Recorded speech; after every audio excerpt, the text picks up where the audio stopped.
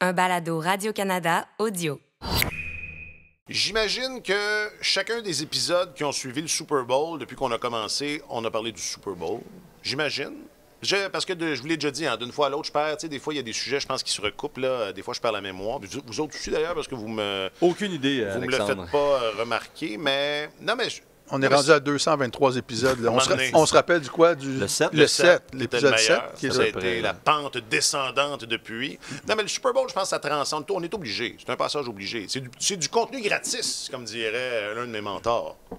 Alors, Super Bowl, je vous laisse Super Bowl. Oui, ben oui. J'ai regardé le Super Bowl. Ouais, j'en ai manqué un petit bout parce que je travaillais. Il y avait ce match du Canadien contre les Oilers d'Edmonton. Tu travailles toujours, parce qu'il y a toujours un match du Canadien en après-midi. Je suis toujours en train de travailler, effectivement. Ouais, et puis, donc, j'ai manqué un petit peu. C'est le gars qui n'a pas été là depuis... Hey, regarde.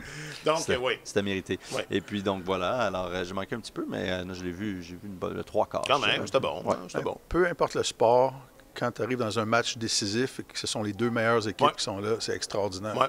Finale de la Coupe du Monde au foot avant les fêtes, le Super Bowl aux Jeux, on voit souvent aux Jeux olympiques, tu vois les deux meilleurs au monde arriver pour au hockey féminin, assurément. Oui, ouais. Alors, tu sais, ça donne toujours des grands matchs. Et ça en était un qui a été palpitant jusqu'à la fin. Et ça s'est décidé sur une erreur, comme ça arrive souvent. Ben, là, je ne sais pas, Jacques-Alexis va peut-être grimper au rideau. C'était pas une erreur, mais c'était une application stricte du livre de règlement. Je parle pas de l'appel, je parle de quand Jalen Hurts a échappé le ballon, que ça a donné directement un toucher aux Chiefs, mais la décision des officiels, les officiels font partie, Absolument. Font partie du jeu. C'est un petit peu... Ben, on n'est pas des experts football. Là, mais tellement football. Mais moi, c'est le genre d'affaire qui... Tu sais, il faut que ça soit constant durant tout le match. Là, puis ça, c'est bien dit, Alex. Que les Chiefs ont bénéficié quand même de quelques coups de pouce du destin, je dirais, parce que personnellement, au hockey, quand ça, j'ai pas de difficulté avec... C'est important d'être constant. J'ai pas de difficulté. Si tu appliques strictement le livre des règlements dès le départ, que c'est clair, que tout le monde le sait, bien là, à un moment donné, en tant que joueur, c'est ta responsabilité d'apprendre à jouer dans ce cadre-là. Mais... Est-ce que tu enseignes l'éthique sportive à l'université? C'est vraiment bien dit. Mais à l'inverse, c'est ça. Si ça fluctue tout le temps, c'est là que ça devient un petit peu frustrant pour tout le monde. Les partisans aussi. Alors, j'aurais aimé ça qu'ils laissent les joueurs décider du sort de la partie. Mais les Eagles eux-mêmes ont refusé de porter la cause en appel. Non, c'est ça, de jeter le blâme sur les officiels. Là. Disons que les Chiefs étaient de toute façon en bonne posture pour le faire, ce placement-là, éventuellement, même s'il n'y avait pas eu de punition là-dessus. Mais il y avait quelque chose de paradoxal aussi, que ce soit une pétarade offensive, puis que finalement, ça se joue sur... pétarade. Moi, c'est mon expression préférée. Mais que finalement, ils gagnent le match en rentrant pas dans la zone. la gestion du cadran. Exactement. Ouais. Cela dit, ça marque la fin de la saison de la NFL, marque le début des affaires importantes. Des affaires importantes dans la Ligue nationale. Comme la fin de la saison dans la Ligue nationale et le début des séries. La date limite des transactions aussi qui s'en vient. Puis sinon, Alex, tu as eu de bonnes vacances? Oui, ça fait du bien. Ça fait du bien. Ouais, ben là, je m'ennuyais de vous autres quand même. Je peux comprendre. J'aurais préféré manquer seulement une semaine. Ben oui. On m'a forcé à en tu sais que plus. Nos résultats sont excellents en ton absence. C'est ce que j'ai entendu dire. En mon absence, vous êtes passé exclusivement sur audio. On a fait ça dans ton dos. Oui. Parce qu'on savait que ça allait te fâcher. Ouais, c'est ça. On avait peur. On avait peur que tu sois contrarié. Alors là, les chiffres sont bons. Là, je sais pas, apparemment. OK, aujourd'hui, le Canada... c'est ça, on va commencer un peu dry. Le Canada réagit finalement au scandale des humiliations au hockey junior. Les vacances ont fait du bien aux Canadiens et à Gascon aussi. Et vivement le 3 mars, bon sang, c'était le hockey épisode 223.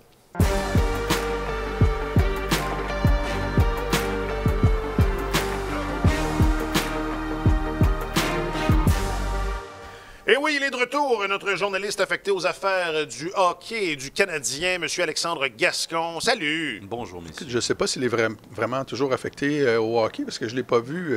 Tu l'as pas vu pendant je l'ai pas vu hier. Moi, je ne t'ai pas vu dimanche, donc c'est vrai. On est en équipe. Bon, les gars, non, ça, là, c'est un manque de solidarité. Devriez vous protéger au lieu de vous... J'avais pas de gardienne hier, Martin. C'était ça le problème.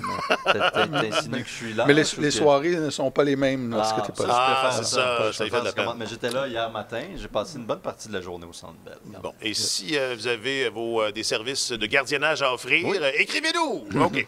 Martin Leclerc est notre chroniqueur principal au service des sports. Un gars qui, comment dire, a de l'envergure. Salut, Martin. Bonjour, messieurs. Bonjour. Je m'appelle Alexandre Coupard. C'est absolument pas normal. C'est inacceptable. C'est pas comme ça qu'on veut former nos jeunes à ce niveau-là. C'est de la façon dont on veut les former, c'est de pratiquer leur sport en sécurité, avec intégrité, puis de leur permettre de se développer comme il se doit dans un environnement sain. Oui, beaucoup d'envergure, parce que je ne sais pas si les oreilles te scillent, mais ça fait grand bruit. Ce dont on parlait, entre autres, mercredi dernier, en ton absence, Alex, mais sujet sur lequel tu as chroniqué. Sujet... Tu sais quoi, la poursuite de Carcio et compagnie, ça date de quelques années. Ça fait de juin 2020. Ouais. Et comment dire, des histoires d'initiation ou des histoires d'humiliation, on en a connu. Bon, là, on a effleuré, évidemment, on n'a pas été aussi graphique dans l'épisode de la semaine passée que tu l'as été dans ta chronique, parce que je pense que ça le permettait davantage aussi, là, mais en même temps... c'est des histoires elles sont horribles, là, puis elles sont une après l'autre, puis en rien je veux diminuer ça, mais c'est des histoires qu'on a déjà entendues un peu.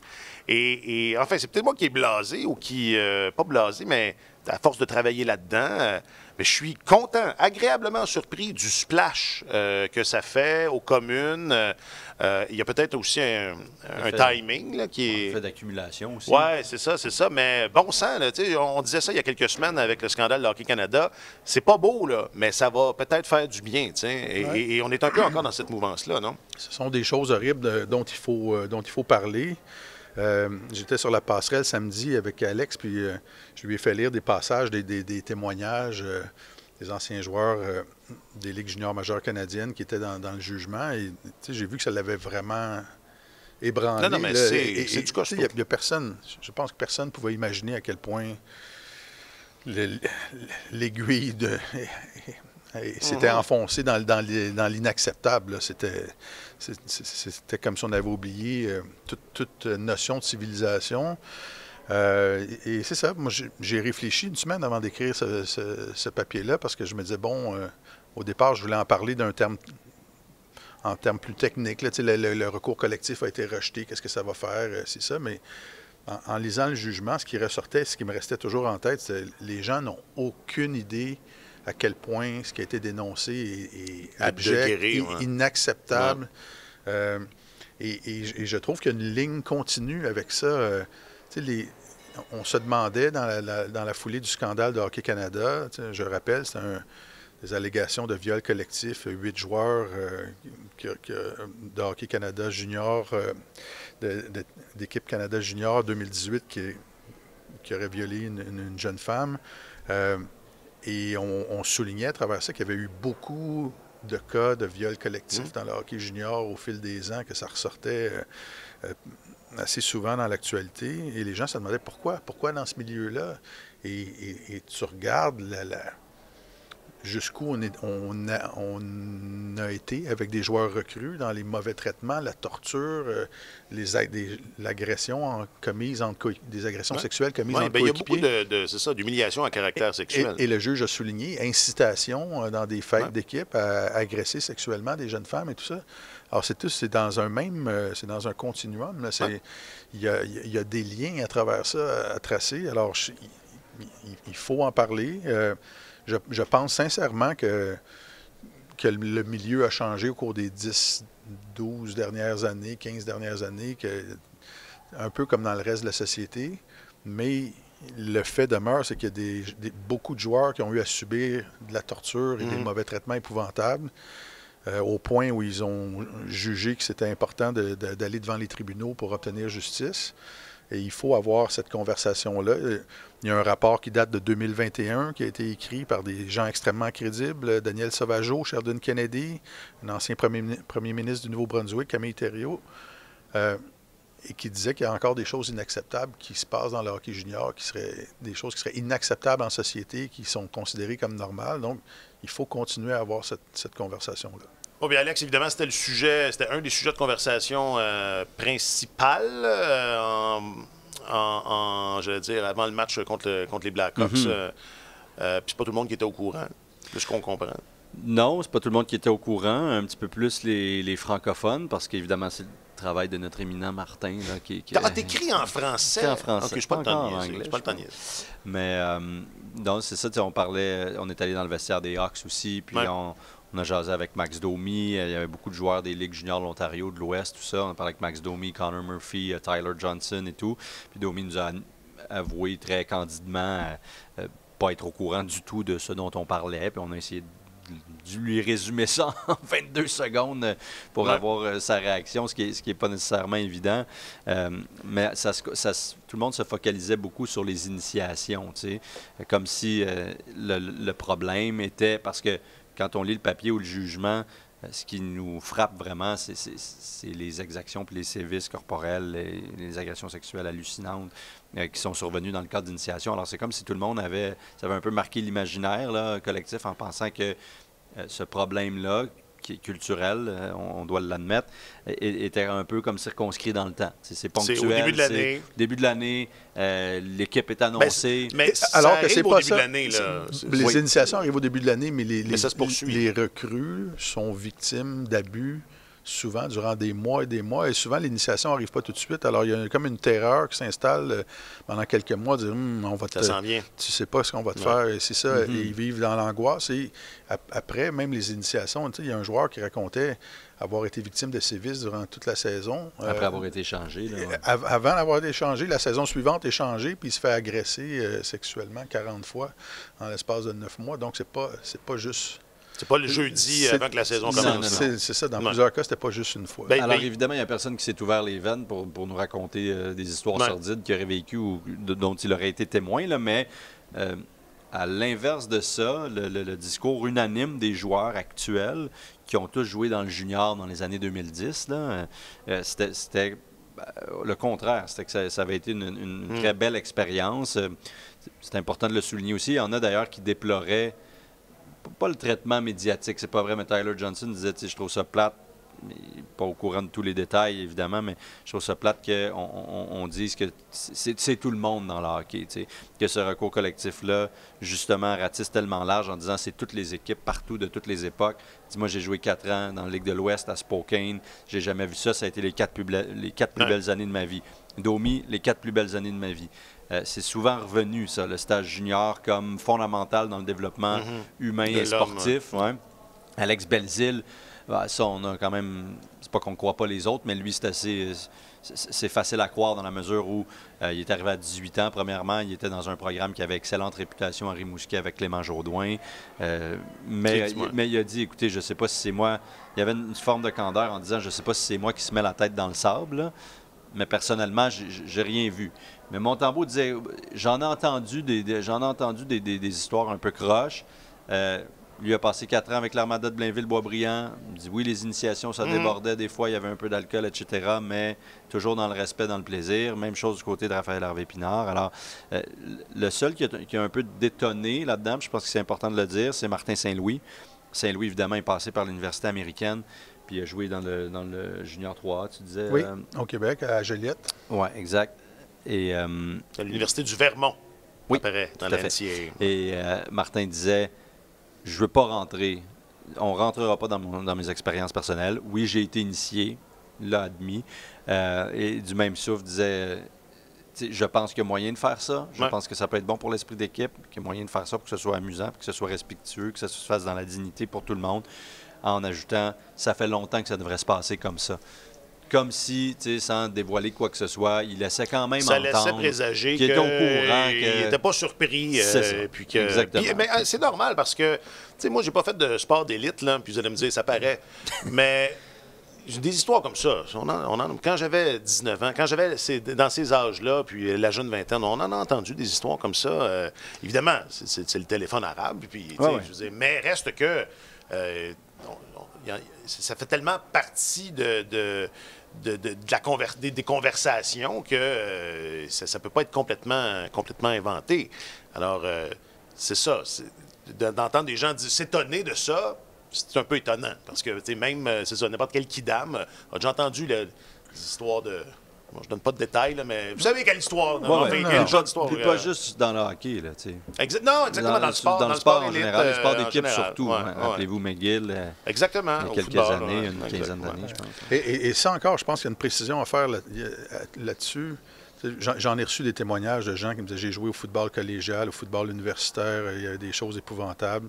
Au baseball junior, j'ai un professeur d'université qui m'a écrit, d'une université canadienne, qui a plusieurs membres d'une équipe de hockey féminine dans ses cours. Ils ont discuté de ça hier matin dans le cours et il m'a dit qu'il était renversé. Les joueuses lui ont dit que les initiations dans leur équipe avaient été aussi débordé le cadre normal et que certaines d'entre elles ne se souvenaient même pas de ce qui s'était passé lors des initiations. Alors, il y a ça. On peut dire oui dans la société, mais ce qu'il y avait d'important dans ce jugement-là, c'est qu'il y a beaucoup d'anciens joueurs qui ont fait des témoignages sous serment, disaient mon entraîneur était là, le directeur général était là, les dirigeants de mon équipe étaient au courant de ce qui se passait. Et là, c'était pas juste des initiations, c'était de la torture, c'était des choses épouvantables. Alors, c'est là qu'il y a une distinction. Si des joueurs d'une équipe X, d'un sport X, décident de partir faire un party une fin de semaine et qu'il n'y a personne qui est là, c'est un peu comme être parent, être entraîneur. Il n'y a pas de télécommande sur les enfants. Là, tu peux leur donner des valeurs, leur donner des directives. S'ils ne les respectent pas, c'est une chose, mais si tu es présent comme personne en autorité et que tu fermes les yeux ou que même que tu participes, là, c'est une autre affaire complètement. Non, puis il y a certaines de ces scènes-là qui sont... ça s'est passé dans l'autobus, donc c'est ça. Dans l'autobus, tout le monde est là. Puis c'est difficile de faire des affaires en cachette. C'est difficile d'ignorer que tu as 8 personnes enfermées dans la toilette de l'autobus. Même si tu es en train de fumer une cigarette en avant. Voilà. Et c'est évident qu'on va en reparler parce que, bon, à ce stade-ci, on ne sait pas qu'est-ce que... On a parlé un peu de l'aspect légal la semaine passée, Martin, mais on ne sait pas exactement là, comment ça va tourner, là, cette proposition-là du juge de transformer, entre guillemets, ce recours collectif-là en recours... On aimerait qu'il y ait un joueur qui puisse témoigner à propos de chaque équipe. Des poursuites individuelles. C'est assez c'est ça. Donc, ça reste à voir. Alors, assurément que ce sera au menu quand on en saura davantage. On dirait qu'on s'est amélioré plus le match avançait. C'était pas un match excitant là, dans les premières, deuxième période. Mais on manquait un peu d'exécution. Mais en troisième, là, on a montré vraiment notre meilleur. Là. Ça a été une meilleure période. Là. On a été très, très fort en troisième, puis ça a été la différence. Ah, Martin Saint-Louis. Je m'étais ennuyé. T'étais pas là, mais Martin non plus n'était pas là au cours des 2 derniers épisodes. Oui, il était peut-être là il y a 2 semaines, là, mais il n'était pas là la semaine passée. Un enthousiasme débordant. Martin Saint-Louis. Écoute, je pense que Martin fait la démonstration à quel point c'est important d'être un excellent communicateur quand tu diriges le Canadien. Alors, être un bon communicateur par rapport à tes joueurs, c'est une chose, c'est acquis. Là. Il faut que tu sois bon pour communiquer avec tes athlètes. C'était pas acquis il n'y a pas si longtemps. Mais avec le public aussi, avec les membres de la presse, et tout ça, il y a toujours... Il y a toujours de l'effervescence un peu. Oui, mais des fois, il est un peu... Il prêche un peu par... c'est exagéré, bon sang, là. Oui, c'est exagéré. Oui, tout le monde, il est beau, il est gentil. Oui, mais c'est son travail. Là. Il n'est pas là pour flageller ses joueurs. Mais il y a le sens de... Il y a le sens de la clip. On dit pour avoir du succès en politique, il faut que tu aies le sens de la clip. Il faut que tu sois capable de résumer une situation complexe en 15 secondes. Martin est capable de faire ça. Et on s'entend, là, un match canadien-Blackhawks hier soir, c'est un peu comme regarder sécher de la peinture. Là. mais je regardais jouer les Blackhawks, puis je me disais, une équipe qui a perdu espoir, c'est ça. C'est un peu, on l'a vu toute la saison dernière. Ouais. Alors que le Canadien, une saison difficile, là, tu regardes le classement, il n'y a rien d'acquis, puis ils doivent se battre à tous les soirs, mais il y a toujours des passages où on se dit mais quel week-end! Ils se battent. Ils n'ont pas jamais vraiment c'est ça, il y a une étincelle, il y a toujours quelque chose qui nous fait dire il y a des choses positives qui se passent, alors que les Blackhawks, écoute... Mais ça, c'est mort depuis le début de la saison. Là. Avant le premier match, c'était mort. Avant le premier match, oui. Entre autres, à cause de l'échange de Kirby Dach. Kirby Dach. Dach. Et, non, mais tout le monde se plaint. De ce que je comprends, on se plaint à micro ouvert du côté des joueurs des Blackhawks. Jonathan Toews avait été très, très fâché, très indigné de l'échange de Kirby Dach quand c'est arrivé. Il l'avait dit ouvertement. Oui, puis non, c'est pas chic ce qui se passe à Chicago, honnêtement. Puis moi, j'ai toujours de la difficulté avec ça, tu sais. À quel point un sabordage planifié aussi bien orchestré peut laisser des traces sur une organisation. Là, oui, on sait c'est quoi le prix de consolation cette année si vous terminez dernier puis que vous avez un peu de chance à la loterie, mais je peux pas croire que ça ne laissera pas des traces sur cette organisation-là, même si la plupart des joueurs, vous me direz, ça ne sera plus la même gang. Là, parce que les Lucas Reichel de ce monde qui devraient jouer dans ce club-là, ont été, dès qu'ils se sont mis à faire des points en haut, on a dit non, ça va en bas. C'est pas dans la culture qu'on veut instaurer présentement. Mais au moins, c'est peut-être une bonne affaire qu'ils ne vivent pas ça. Oui, non, mais on rit, mais c'est vrai. C'est peut-être une façon de les protéger. Alors, ma bouteille d'eau vient d'exploser. Pour ceux et celles qui nous suivent en vidéo, il y a un petit bonus. Là. Mais on continue de faire un show de radio, mais il y a un petit bonus. D'ailleurs, ça va être beau pour faire un tournage. Tu as le temps de sécher. Mais ça me fait penser, vous pouvez évaluer s'il a fait beau pendant les vacances à Alex Gascon en mesurant son tan, mais seulement sur YouTube. Voilà. Seulement sur YouTube. Je partais de très blanc. C'est ça qu'il faut dire. Je partais de loin. Je tiens à souligner que je partais de très blanc. Je partais de loin. Alors, est-ce que la bouteille qui explose, ça t'a fait perdre le fil de ton idée? Oui, je suis désolé. Mais à part que c'est une bonne affaire que les jeunes ne soient pas là. Non, mais t'as raison. Parce que c'est vraiment d'une grande tristesse. Puis on en jasait un peu avec Domi hier. Puis, tu sais, c'est confirmé. Mais Max non plus ne sera pas là. Non, Max sera pas là, mais c'était pas facile. Il y avait une lourdeur dans tout ça. Puis Taze n'était pas là parce qu'il est malade. Là. Je sais pas si c'est le cas ou si c'est juste une façon déguisée de préparer un échange aussi. Patrick Kane, plus l'ombre de lui-même. Là. On parle beaucoup de blessures potentielles, là, du fait qu'il jouerait blessé, qu'il n'est pas à 100%, mais je peux pas dire que ça donne envie à une autre équipe de donner la lune pour aller chercher ses services avant la date limite des transactions. Donc, c'est très triste, puis moi, j'haïs ça quand quelqu'un fait ce que les Blackhawks font. Alors, je souhaite vraiment qu'ils ne remporteront pas la loterie. Ni eux, ni les Coyotes, principalement. Et voilà. Alors, si ça t'arrive sans que tu croyais te diriger là-bas, comme les Blue Jackets, par exemple, bon, c'est une autre affaire. Mais dans leur cas, c'est fâchant. Le Canadien n'est pas du tout là, puis tant mieux. Tant mieux parce que beaucoup... sont toujours mathématiquement pas éliminés. Non, mais contrairement aux Hawks, il y a beaucoup de jeunes dans cette équipe-là en ce moment qui font partie de l'avenir. Ouais. Alors, c'est pas ce que tu recherches. Là. Tu veux une ambiance comme celle des Hawks, c'est pas ce que tu recherches. Juste brièvement, un retour sur le week-end, parce qu'il a été le fun. D'abord, les matchs en après-midi, c'est toujours... il devrait en avoir plus le week-end, une fois de temps en temps. Il y a un public différent, il y a beaucoup d'enfants c'est ça, qui assistent à ces matchs-là. C'est agréable. Puis quand, en plus, le Canadien marque des buts, puis gagne, quand Connor est en ville. Tout ça, mais vite, je suis curieux, c'était quand même deux équipes. Bon, les Oilers, c'est serré, là, ou du moins, les Islanders, assurément, se battent pour une place en série. Les Oilers sont mieux placés. Les Oilers sont un peu mieux placés, mais c'est pas non plus non, mais c'est très serré dans l'Ouest. C'est ça, exactement. Qu'est-ce que vous avez pensé de ces deux équipes-là? Avez-vous été surpris de ces contre-performances? Si j'étais directeur général des Islanders, je m'inquiéterais beaucoup. C'est bon, une grosse transaction qui vient d'être faite. Bo Horvat arrive. Ils jouaient contre une équipe de bas de classement, c'est ce qu'est le Canadien. Moi, je m'attendais à voir les Islanders se battre à la vie, à la mort. Avant d'arriver à Montréal, les Islanders avaient joué ce qui avait été qualifié de peut-être leur pire match de l'année contre les Canucks de Vancouver. Ils sont arrivés à Montréal, il n'y avait pas beaucoup d'ardeur. Il n'y avait pas beaucoup d'étincelles ou d'ardeur dans cet effort-là. Ben, c'est ça. C'est une équipe et ils ont encore perdu hier soir. Donc, j'ai l'impression qu'il y a quelque chose vraiment de déconnecté dans cette équipe-là et que ils avaient, quand la transaction a été faite avec Bo Horvat, c'est quoi? Ils avaient 5 matchs de plus de disputés que les Penguins de Pittsburgh. Donc, ils sont à 4. Il ne reste pas beaucoup de matchs à disputer pour combler l'écart, pour se qualifier en série.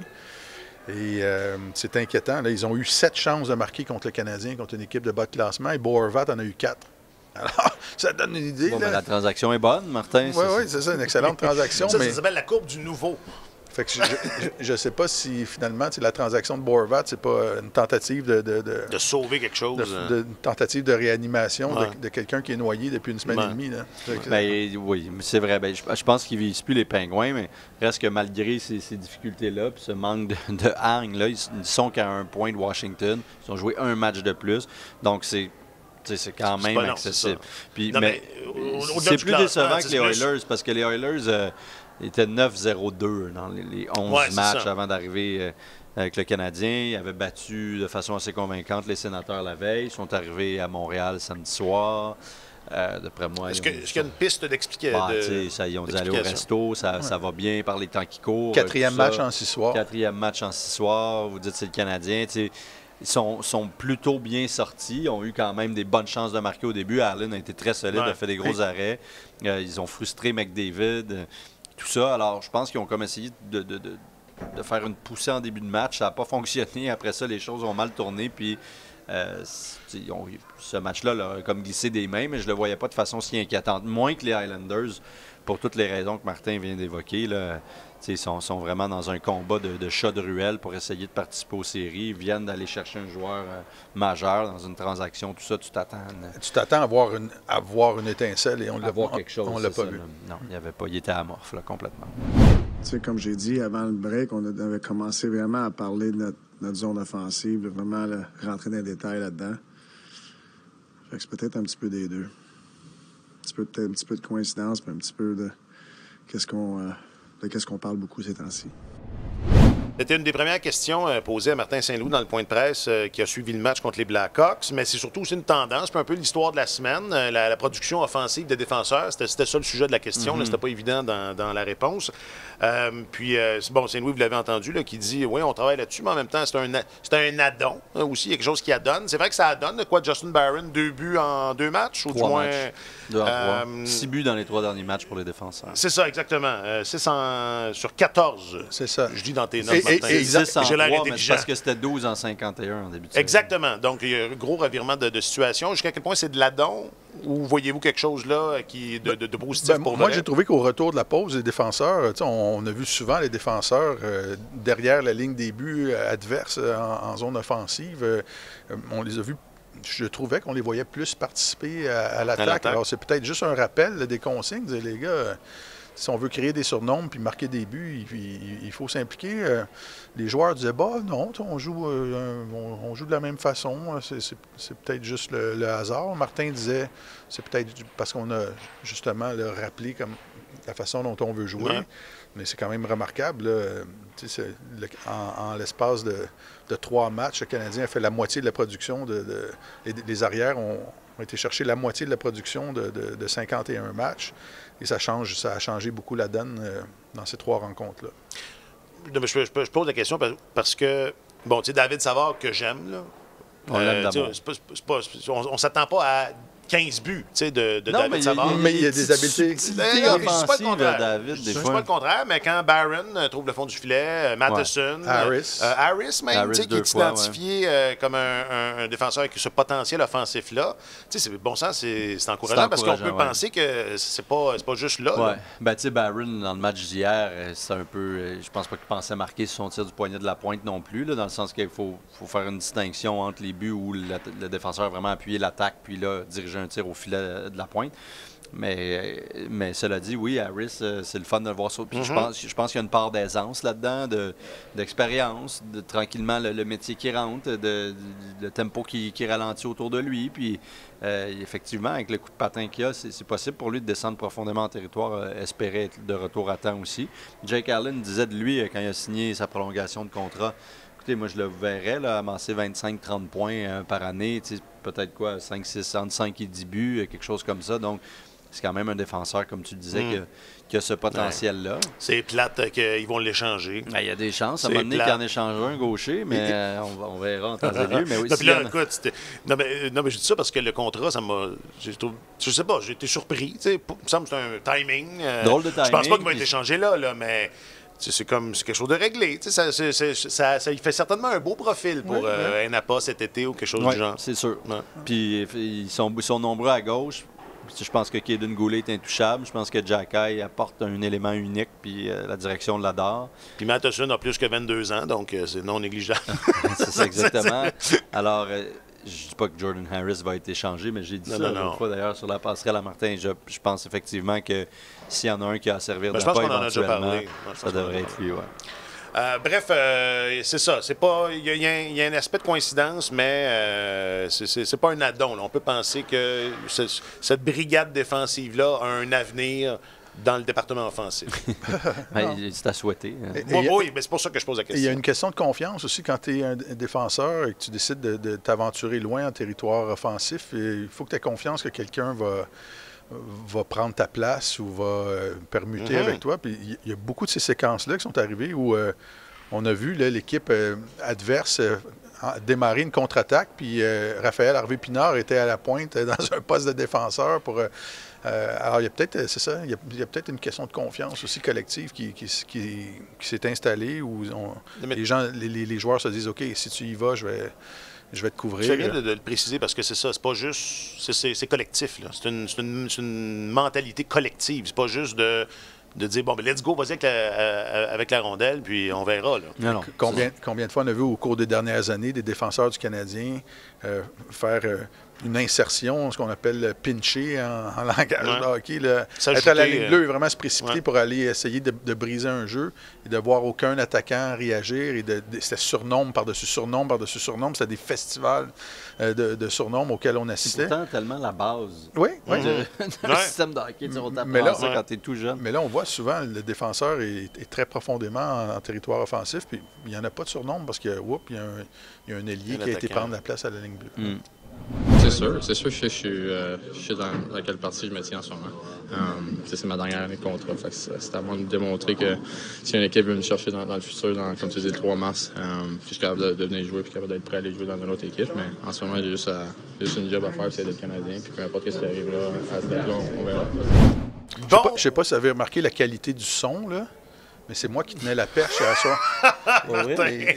Écoute, c'est toi qui tenais la perche, pour vrai? Oui, j'ai fait ça 2 fois en ton absence et les caméramans me disent que j'ai un talent naturel. C'est vraiment exceptionnel. Jean-François t'a dit tout un perchiste. Mad Dog n'est pas, il est avare de compliments. Non, c'est pas vrai. Ben oui, c'est un bougon de la pire espèce. La pire espèce. Voilà. Je voulais juste souligner à quel point. C'est une très belle collecte. C'est vraiment bon. Prise de son exceptionnelle. Ton timing est bon parce que on parlait de la différence entre une bonne et une mauvaise clip. Ça, c'en est une bonne. De Drouin très lucide, là, qui a l'air très conscient. Oui. D'ailleurs, est-ce que c'est moi qui capote? C'est assez rare là, que les gars sont aussi lucides sur la situation. Manson l'a été plutôt cette année aussi. C'est plate qu'il soit blessé. Mais Manson, j'allais dire... mais il n'est pas en fin de contrat. C'est un peu moins dry. Hughes l'a rencontré, Hughes nous l'avait dit, donc c'était difficile pour lui de se cacher. Là, mais... Il sait qu'il est sur la liste. Alors, j'allais dire, bon sang, vivement la date limite des transactions. Je l'ai dit, je ne sais même pas de quoi on va parler après. Il en reste encore comme 2 semaines et demie, là, à peu près. Non, mais ça va être correct. Non, mais je dis ça parce que ce n'est que ça depuis 3 semaines, les spéculations, tel joueur va partir, qui partira pas. On peut parler de Drouin si vous voulez, mais moi, j'ai envie de vous poser la question à l'envers. Qui, chez les joueurs qui alimentent, dont les noms se retrouvent dans les rumeurs de transactions, c'est lequel vous aimeriez garder? Lequel vous préféreriez? Je ne vous demande pas qui échanger. Non, qui on garde? Qui vous aimeriez qu'on garde? Josh Anderson. Ouais, moi, je ne comprends pas que Josh Anderson soit dans les... OK, mais à part Josh Anderson, j'avais oublié qu'il était là. Il y a des gens qui disent que ce serait une bonne chose que le Canadien échange Josh Anderson s'il y a une demande. Je m'excuse, là, mais regardez les joueurs dont les contrats se terminent, les vétérans. Considérer l'importance de garder des vétérans qui peuvent avoir une bonne influence sur les jeunes et d'entretenir une culture de l'effort constant et tout ça.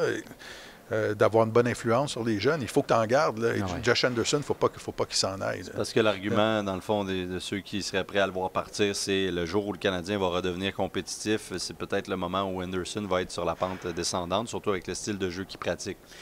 Bon, peut-être, on verra rendu là, mais il y a beaucoup de gens qui s'inquiétaient de son rendement dès le départ du contrat accordé par Marc Bergevin parce qu'il arrivait d'une opération sérieuse à l'épaule, la même que Caulfield a subi au début du mois. Et puis, il avait beau avoir 26 ans, c'était comme, mais là, il est fragile. Puis, tu sais, 7 ans, mais là, je m'excuse, mais on approche de la fin de la 3e saison, puis il a été un contributeur constant, un métronome. C'est-à-dire un métronome par séquence. Dans sa, un dans son métronome tout profil. pété. Un on a des pianistes sur la ligne. Constant dans son inconstance, mais exactement dans le profil auquel on s'attendait. Dominant en séries éliminatoires, dominant physiquement en séries éliminatoires quand le Canadien s'était rendu en finale. Et puis, il est encore... Puis il y a quand même juste... Il y a 28, il n'y a pas 32. Là. Son contrat se termine quand il va avoir 32, presque 33. Donc, 32, on s'entend, c'est pas la fin du monde. Donc, il y a des bonnes chances qu'il puisse être très performante encore pendant, disons, 3 saisons. Puis peut-être que la dernière ou les 2 dernières années, ça ne sera plus exactement la même chose. Mais bon, toutes les équipes sont prêtes à vivre avec un risque comme celui-là. S'il t'offre 5 bonnes années et demie de ce à quoi tu t'attendais, puis que la dernière année et demie, c'était un peu moins ça. Parce que, 1, comme Martin disait, ça prend des vétérans. 2, il va encore en marquer 20 kicks cette année. Et c'est le rythme auquel il produit depuis qu'il est arrivé, là, entre 20 et 25. Donc... Je suis d'accord. C'est non. Là. Toi, tu veux je veux faire des une gars qui sont en parenthèse. fin de Non, contrat. mais je veux faire une parenthèse sur le contrat parce que, bon, je m'ennuie de Marc Bergevin, vous le savez, c'était mon préféré. C'était un bon contrat. Moi, puis j'entends encore dans les rumeurs de transactions, Josh Anderson, mais c'est vrai que j'entends encore des gens mettre ce contrat-là, aujourd'hui, là, dans les dernières heures, mettre ce contrat-là comme dans la balance négative des choses. Mais je suis pas d'accord. Je veux dire, c'est un salaire tout à fait raisonnable pour ce qu'il apporte. Comme tu dis, là, il y a peut-être une année, mais encore là, ça reste à démontrer là, qu'il y a une année où il va être moins... Il n'y en a pas beaucoup des joueurs comme Josh Anderson dans la Ligue nationale. Absolument. Et l'autre affaire aussi, c'est que le Canadien est mieux d'essayer de faire les séries l'année prochaine, là, parce que c'est pas vrai que... Non, mais je veux dire, ça marchera pas, ça, ici. Là. S'il échange Josh Anderson, exactement. Là, le message est assez clair. Mais si le Canadien est de retour, mettons, en série, pas l'année prochaine, mais l'année suivante, parce que si c'est pas ça, ça va... En tout cas, ça marche... Moi, je pense pas que ça va... On va endurer ça longtemps. Là c'est très amusant, là, la reconstruction, puis c'est le fun. Mais c'est pas vrai que dans 2 ans, les gens vont être dans cette ambiance-là. Ben, Anderson, dans 2 ans en série, il y a des bonnes chances qu'il soit aussi efficace. Là. Mais moi, je pense que tu devrais poser ta question différemment. C'est là que tu le dis. Après 5 ans, après 5 ans, là, tu vas faire la job de pendant le ballon. Mais, tu sais, qui parmi tous les joueurs chez le Canadien qu'on prédestinait à une transaction au début de la saison, qui on va réussir à échanger? Ça devient... c'est beaucoup plus compliqué. Parce que là, tu sais, t'entends dire... Jonathan Drouin performe au bon moment, juste avant la date limite des transactions, tout ça. Dadonov aussi, les gens disent la même chose. C'est ridicule. Là. Pensez-vous vraiment que les rapports sur Jonathan Drouin ont commencé à s'écrire écoute, la semaine dernière, puis que là, les dépisteurs changent complètement leur version des choses? Ta bromance, sa passerelle... écrivait dans la presse, je le nomme pas, écrivait dans la presse. Oui, j'ai vu ton regard, de qui tu parles. C'est parce que je suis jaloux.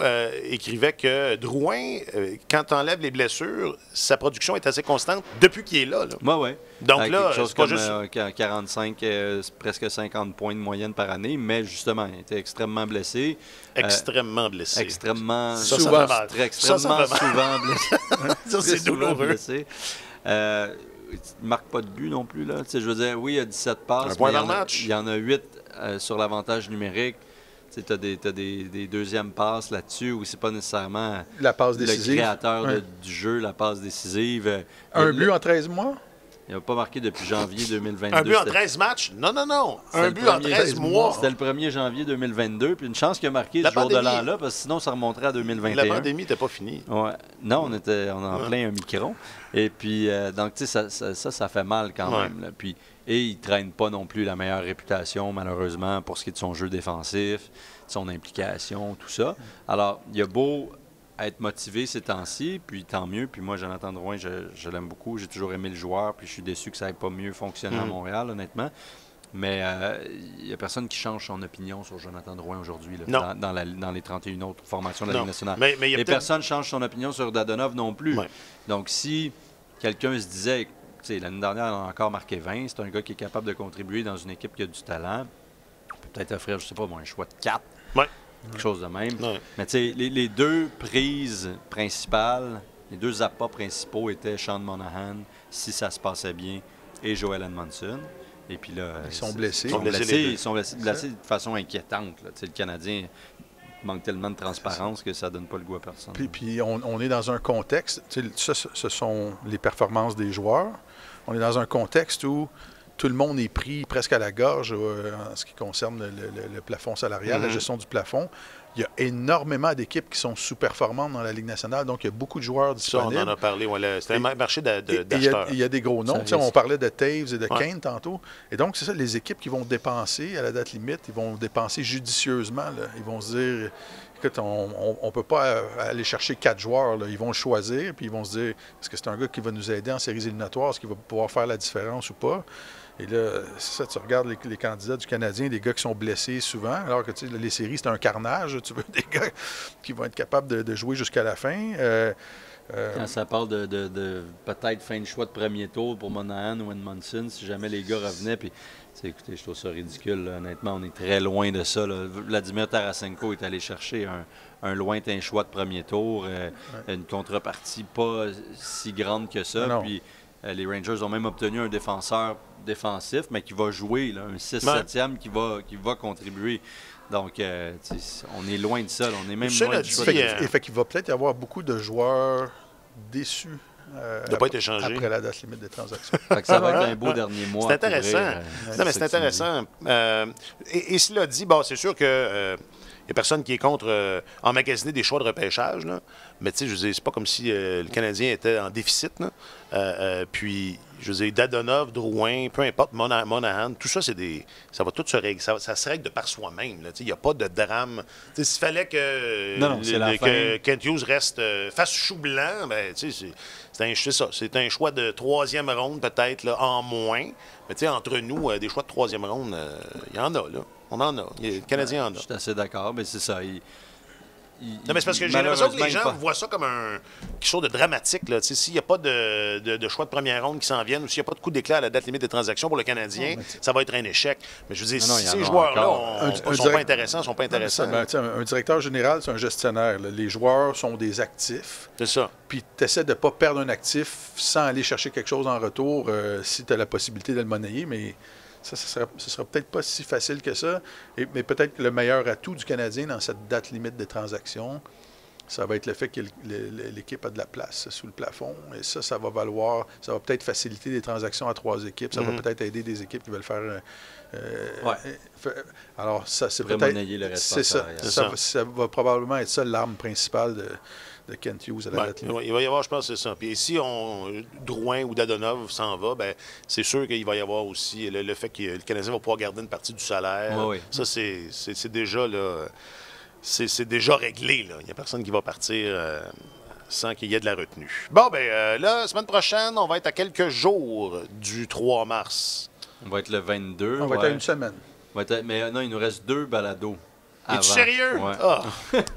Je pensais qu'on y arrivait, là. Non, dans 2 semaines, dans le fond, on va être à 2 jours. On compte pas les dodos, on compte les balados. On est encore, on compte ça on est encore loin. On est encore loin. Un but en 13 matchs. C'est quand les vacances d'été? C'est dans 23 balados. 23 balados. Question du public, réseaux sociaux. Question du public, réseaux sociaux. Et on va terminer avec la question du public sur les réseaux sociaux. Bon, hier, c'était la Saint-Valentin. Aviez-vous oublié? Non. OK. Bon. Tout le monde nous l'a rappelé toute la journée. Ce qui a inspiré, justement, notre gourou des médias, des réseaux sociaux à poser cette question-ci. Puis je trouvais... Au début, j'étais un peu pas certain parce que... On s'entend que le hockey n'a pas fait grand-chose pour se faire aimer au cours des dernières semaines. Et cette année, en général, d'un point de vue culturel, social et politique. Je trouvais que le timing des questions était bizarre. Oui, c'est ça. Je me suis posé la question aussi. Mais j'ai été pas réconforté, mais il n'y a pas eu beaucoup de cynisme. La porte était ouverte au cynisme dans les réponses. Mais du cynisme sur les réseaux sociaux, il n'y en a jamais. C'est rare. Mais il n'y en a pas vraiment eu. Il y a eu une référence, je pense. Je n'ai pas, évidemment, passé à travers les milliers de réponses, là, mais la plupart, oui. Puis il y a eu une référence à ton texte, Martin. Puis c'était quand même pas très assassin comme lien. Et ça m'a un peu... c'est ça, j'ai trouvé ça le fun. Ça m'a un peu réconforté sur le fait que les gens... aiment ça, là, OK? Ils sont contents parce qu'on leur demandait qu'est-ce qui vous a fait tomber en amour avec le hockey? Alors, j'en ai une ici sur le book. On commence sur Facebook. François, Guy Lafleur, quand j'étais petit. Marie-Philippe Poulain, plus récemment. Donc, des joueurs qui marquent l'imaginaire. Toujours sur Facebook, Benoît, mon père, grand amateur de hockey, qui nous faisait une patinoire. Fait que, tu sais, les souvenirs d'enfance, les souvenirs de jouer. Yannick, mais ça revient souvent aussi. Mes parents, fraîchement déménagés à Montréal en provenance de Québec, qui pleurent quand Dale Hunter marque le but gagnant au Forum. C'est des histoires de famille. Karine, je regarde le hockey depuis que je suis tout petite. On regardait ça en famille également. Bon, il y a nos deux coquins sur Facebook aussi. Alexis qui dit « Le clin d'œil Disneyland de Patrick Roy ». Puis Jean-Simon, la subtile poésie du dégagement refusé. Mais il y a beaucoup d'histoires d'immigration sur Twitter. Jean-Marc, nous avons immigré du Liban au Québec en 90. J'avais 7 ans. La première chose que j'ai regardée sur une télé 13 pouces en noir et blanc et qu'on nous avait prêté, c'était un match des Nordiques. Ils avaient perdu 4-1. Lafleur avait marqué. Je m'en souviens encore. Wow. Et ça revient souvent, des histoires comme celle-là. Et c'est ça. Je le disais tantôt, là, c'est une mauvaise passe, là, puis fallait que ça arrive parce que tous ces comportements-là, que ce soit le scandale de l'équipe junior canadienne, à ceux des humiliations dont on a parlé plus tôt, puis qui font la manchette, faut que ça se règle. Mais si ça peut assainir l'air, ça aura été ultimement un mal nécessaire. Puis, c'est ça. Il y a ça aussi. C'est ça aussi. Ça reste un sport magnifique, là. Oui, puis rassembleur. Absolument. Ah, et puis là, ça me fait penser, Alex, c'est peut-être pour toi celle-là. Il y a Steve sur Twitter qui nous a écrit cette semaine. Il veut savoir où est-ce que tu prends ça, tes stats avancées. Il dit, j'entends souvent parler des stats avancées, là. Il y a plein de sites. Evolving. Donne-nous-en 2. OK. Evolving Hockey, c'en est un bon. Natural Stat Trick, c'en est un autre. Hockeyviz.com. Il y en a qui sont payants, par exemple, hein, ou du moins vous avez accès à un certain nombre de données, mais plus limité. Il faut payer pour avoir le portrait complet. Je viens d'en donner 3, là. Mais le site de la Ligue... Service public. Le site de la Ligue en donne quelques-unes statistiques avancées. Donc, simplement, vous allez dans les NHL.com, vous allez dans les statistiques, vous fouillez un peu, là. Vous pouvez avoir pas mal de trucs, effectivement. Moi, je suis pas obligé de faire ça. Là. Puis Hockey... Non, pas toi. Non, on le fait pour toi. Hockey Reference aussi est une reference. C'est une référence. Comment? Toi, ton bilinguisme, ça te sert. Exact. Alors, c'est une référence. On est moins dans les stats avancées, mais il y a toutes sortes de trouvailles que vous pouvez faire là-dedans. Là. Surtout dans des stats historiques, je dirais. Ouais. Oui. Merci, Alex. Merci, Martin.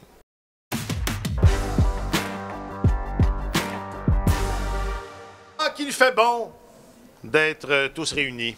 Mais hein. Tour de Coca, qu'on a eu du fun, là, quand même, les 2 dernières semaines. Mais c'était pas la même chose. C'est pas pareil. The more, comment ils disent les Anglais? The more, the merrier. Plus on est de fous. Plus on lit. Plus on rigole. Ah, OK, excuse. Toi, là. Puis tes livres. Et tes talents. Je sais pas où je m'en vais. Je sais pas où je m'en vais avec ça. Non. Okay. Content de te retrouver. Oui, moi aussi, mais puis les gens sur YouTube trouvent que c'est ça, tu partais de loin avec ton teint pâle. Ton teint pâle. Mais quand même, faut voir, je vous la montrerai pas, mais il faut voir la démarcation. c'est là qu'on comprend. Alors, la démarcation sera disponible sur le Dark Web. C'est à surveiller cette semaine. Alexandre Gascon, je rappelle que tu es notre journaliste affecté aux affaires du Canadien et du hockey. Merci infiniment, mon vieux. Un plaisir, Alex. Et Martin Leclerc, notre chroniqueur principal au service des sports. Et enfin, quel homme! Pour vrai, chapeau. Toujours un plaisir, messieurs. Un gros merci à Jacques-Alexis Bernardin à la production de cet épisode. Benoît Durand était aux tables tournantes. Je m'appelle Alexandre Coupal. Passez une bonne semaine, puis on va en venir à bout. On va y arriver à la date limite des transactions. OK? On lâche pas. Sur tous les terrains et sur tous vos appareils, Radio-Canada Sport. Écoutez les meilleurs balados sur l'application Radio-Canada Audio.